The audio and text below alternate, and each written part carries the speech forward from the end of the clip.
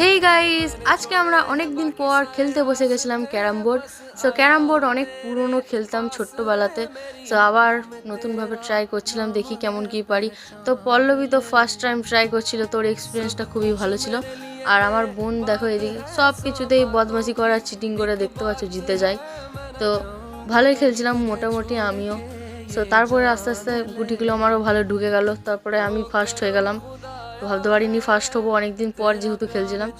তারপরে এই ক্যারাম বোর্ডের পিছনে দেখতে পাচ্ছ সাপ সিঁড়ি লুডো অনেক কিছু ছিল, তাই ভাবলাম একটুখানি খেলি। তো তা করতে করতে আমার বোন দেখো চিটিং করে ফার্স্ট হয়ে গেল।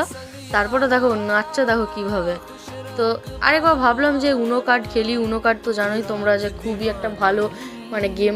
সেখানে এই বোনগুলো ছিল, আমার বোন ছিল, আমি আর পল্লবী মিলে এই উনো কার্ড খেলছিলাম। তো আমরা মোট 4জন মিলে খেলছিলাম। খুবই ভালো লাগছিল খেলতে। তোমাদের কার কার এরকম ভালো লাগে উনো কার্ড খেলতে, তো কমেন্ট করে জানিও। Bye bye.